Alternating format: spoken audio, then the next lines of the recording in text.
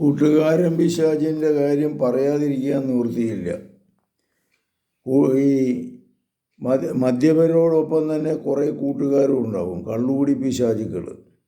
അവർ gang കൂടിയായിരിക്കും നടക്കുന്നത്.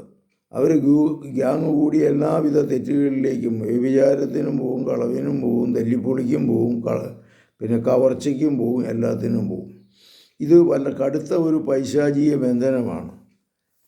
അതുകൊണ്ടാണ് കർത്താവ് പറയുന്ന, സഹോദരനെന്ന് വിളിക്കപ്പെടുന്നവൻ മദ്യപനോ കള്ളനോ എന്ന് കണ്ടാൽ അവനുമായി യാതൊരു സംസർഗവും പാടില്ല, അവനും ഒരുമിച്ച് ഭക്ഷണം കഴിക്കുക പോലും ചെയ്യരുതെന്നാണ് പറയണത്. അപ്പോൾ അവൻ്റെ കൂടെ ഭക്ഷണം കഴിക്കണോ അല്ലെങ്കിൽ ചായ കുടിക്കണോ എന്ന് പറഞ്ഞാൽ പിന്നെ അവനുമായിട്ടൊരു മാനസിക തലത്തിലേക്ക് വരും.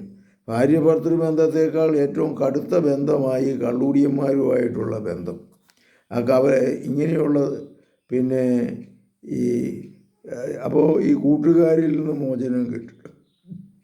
കർത്താവേ, കൂട്ടുകാരനെ പിടിക്കാതിരിക്കാൻ, മദ്യത്തിലേക്ക് വീഴിക്കാതിരിക്കാൻ, പുകവലിയിലേക്ക് വീഴിക്കാതിരിക്കാൻ, തിന്മയിലേക്ക് വീഴിക്കാതിരിക്കുവാൻ എന്നെ സഹായിക്കണമേ എന്ന് നമുക്ക് പ്രാർത്ഥിക്കാം. അതോടൊപ്പം തന്നെ നല്ല കൂട്ടുകാർ മദ്യപാനം നിർത്തിയവരായിരിക്കും, അല്ലെങ്കിൽ ഒരു ആധ്യാത്മിക ജീവിതം നയിക്കുന്നവരായിരിക്കും, അല്ലെങ്കിൽ ഏതെങ്കിലും സ്ഥാപനം നടത്താൻ അനാഥ മന്ദിരങ്ങളോ അങ്ങനെ ഏതെങ്കിലും സ്ഥാപനങ്ങൾ നടത്തുന്നവരായിരിക്കും. ഇങ്ങനെയുള്ളവരുമായിട്ടുള്ളൊരു ബന്ധം ഉണ്ടാക്കി അങ്ങനെയുള്ള നന്മ ചെയ്യാനായിട്ടുള്ള സാഹചര്യം നിങ്ങൾക്കുണ്ടാകട്ടെ എന്ന് ഞാൻ ആശംസിക്കുന്നു.